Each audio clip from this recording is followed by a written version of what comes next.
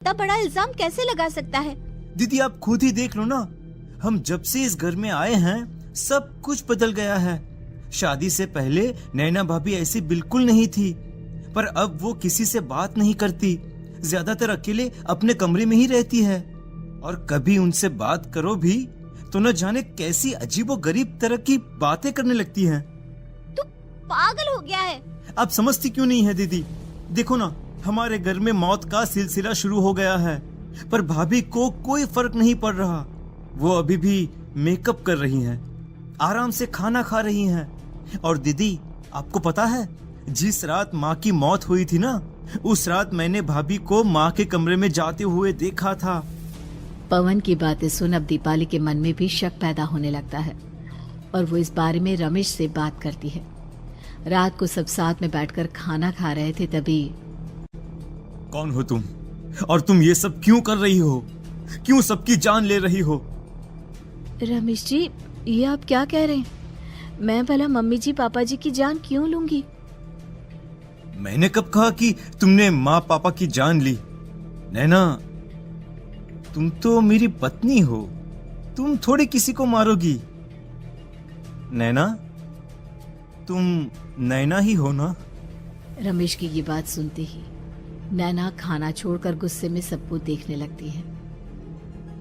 नैना की गुस्से भरी आंख को देखकर तीनों भाई बहन डर जाते हैं। तभी नैना जोर जोर से हंसने लगती है।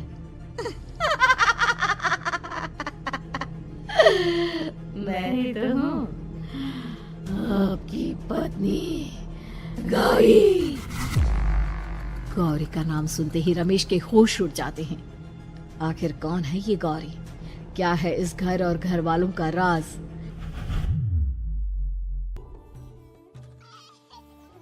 हमारे दोनों बच्चे एक साथ कितने अच्छे लग रहे हैं ना? हाँ, कितने अच्छे दोस्त हैं दोनों। बस बड़े होने के बाद भी इनकी ये दोस्ती बनी रहे तो बच्चे कितने खुश रहेंगे। मैं क्या सोच रहा था कि क्यों ना हम अपनी दोस्ती को रिश्तेदारी में बदल दें। मैं अपने बेटे रमेश की शादी तेरी बेटी गौरी से करना चाहता हूँ। इस तरह हमारे बच्चे भी हमेशा साथ रहेंगे और हमारी दोस्ती भी रिश्तेदारी में बदल जाएगी। शंकर की इस बात से उसके दोस्त को बहुत अच्छा लगता है और वो अपनी बेटी की शादी रमेश से करवाने के लिए तैयार हो जाता है। बहुत जल्द दोनों परिवार मिलकर बचपन में ही रमेश और गौरी की शादी करा देते हैं। अरे शंकर, अपने बच्चों की शादी करवा कर हमने अपनी दोस्ती को रिश्तेदारी में बदल तो लिया, पर मैं चाहता हूँ कि अपनी गौरी का गौना 2 साल बाद करूँ ताकि वो थोड़ी समझदार हो जाए। अरे हाँ हाँ दोस्त, बिल्कुल, हमें कोई दिक्कत नहीं है। इसी तरह समय बीतने लगता है। समय के साथ शंकर का कारोबार तरक्की पकड़ लेता है और 2 साल बाद शंकर अपने पूरे परिवार के साथ शहर में शिफ्ट होने की तैयारी कर लेता है।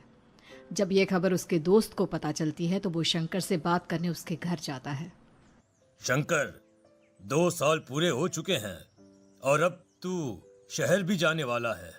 मैं सोच रहा था कि तेरे शहर जाने से पहले गौरी का गौना कर दूं ताकि तू अपनी बहू को अपने साथ लेकर जा सके।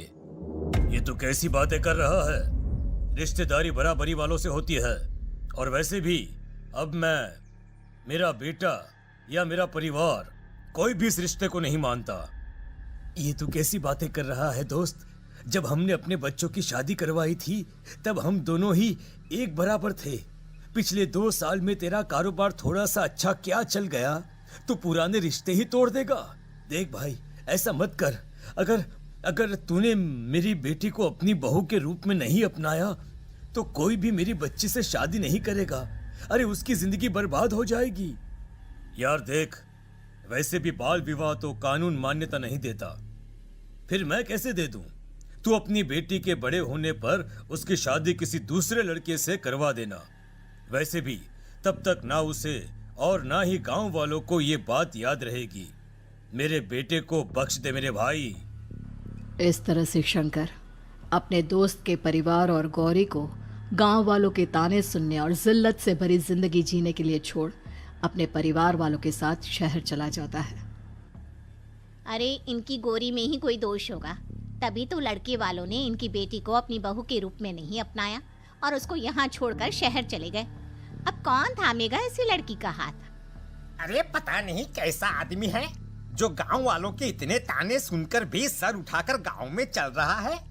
अरे अगर मेरी बेटी के साथ ऐसा हुआ होता ना तो मैं तो शर्म के मारे मर ही जाता। हाँ, दिन रात लोगों की नजरों में अपने लिए ग्रहण देख और सबके ताने सुन सुन अब गौरी के पिता हिम्मत हारने लगते हैं और एक रात गौरी के माता पिता खुदकुशी कर लेते हैं।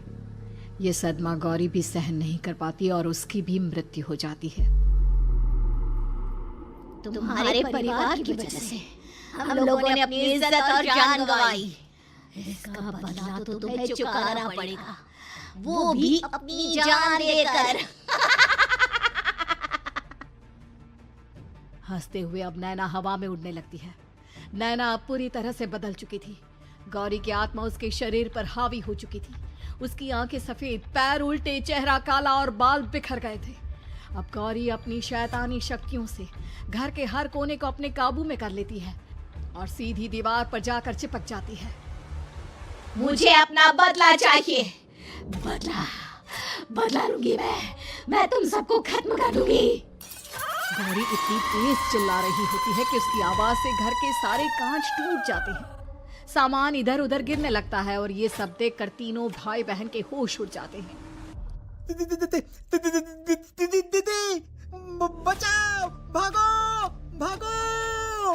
उन तीनों को अपनी जान बचाने के लिए यहाँ से वहां भागता देख गौरी जोर जोर से हंसने लगती है। तभी दीपाली घर से बाहर निकलने लगती है, जिसे देख गौरी गुस्से में अपनी शक्तियों से तुरंत घर का दरवाजा बंद कर दीपाली को हवा में उड़ा देती है।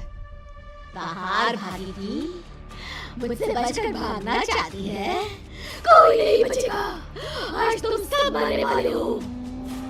अचानक घर में भूतिया आवाजें गूंजने लगती है, तेज हवाएं चलने लगती हैं। सोफा, टेबल, कुर्सी सब हवा में उड़ने लगता है। ये सब देखकर रमेश, दीपाली और पवन की रूह कांप जाती है। घर में ये सब होते हुए और अपनी बहन को हवा में उड़ते हुए देख रमेश और पवन को भी समझ में नहीं आ रहा था कि वो क्या करे, कैसे अपनी जान बचाए। इतने में गौरी अपनी आंखें दीपाली की तरफ करती है और अपनी शैतानी शक्तियों से उसका गला दबाने लगती है। भागने का बहुत शौक है ना, अब मैं तुझे इस दुनिया से ही भगा दूंगी।